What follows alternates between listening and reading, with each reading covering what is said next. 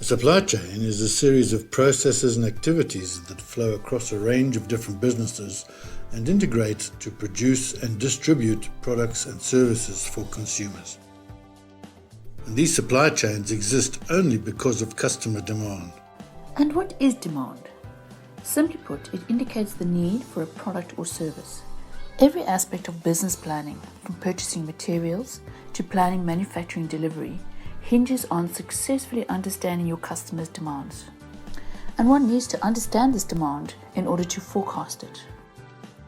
Using the time series technique, one can see that there are different components or demand patterns that need to be considered. Firstly, we have trends. Here, the general pattern of demand will change over a longer period of time, with either a general increase, decrease, or with a stable shape.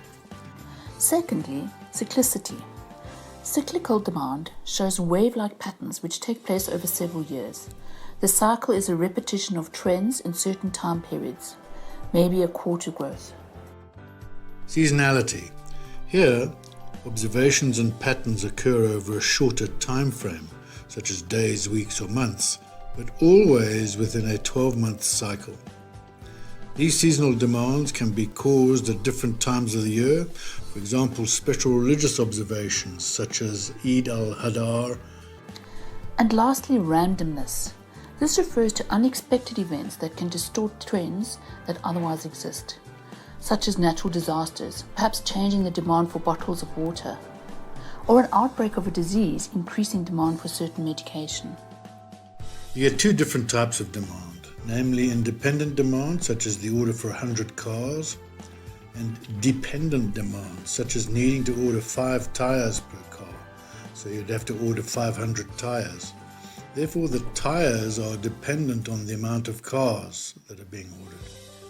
Demand comes from different sources, such as replenishment of warehouses, sales forecast, customer orders, spares required for servicing equipment, and call of components from other plants.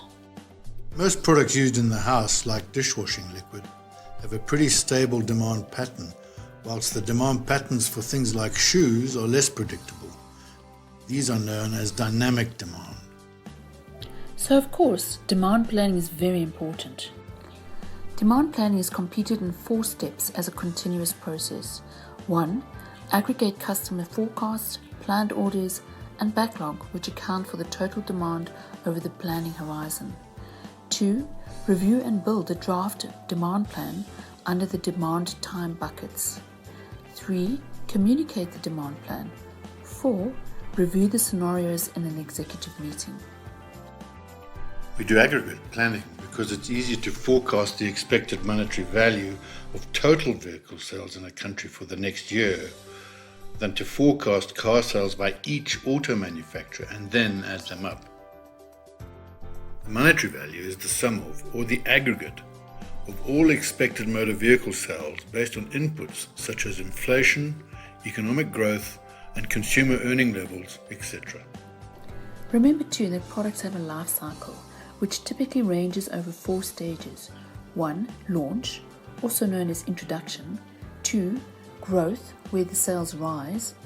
3. Maturity, growth slows and levels off. 4. Decline, sooner or later sales will fall. With all this in mind, focus is needed on planning. One objective of planning is to predict the future as accurately as possible, to match resources as closely as possible. And planning horizons are used to manage the various levels of planning. Another view to the planning process is the amount of interference that a production schedule can accommodate without it falling apart. These time fences are referred to in terms of the frozen period, the slushy period, and the liquid period. In the frozen period, the schedule is set and no changes should be made. In the slushy period, the schedule can be changed, but not without consequences to other scheduled jobs. And in the liquid period, no production has yet been scheduled and the plan can be manipulated at will. An excellent way of looking at the planning elements is to use the planning hierarchy as illustrated in your practitioner guide. Understanding the components and nature of demand helps us to create planning information that meets the ultimate goal of satisfying customers' demand.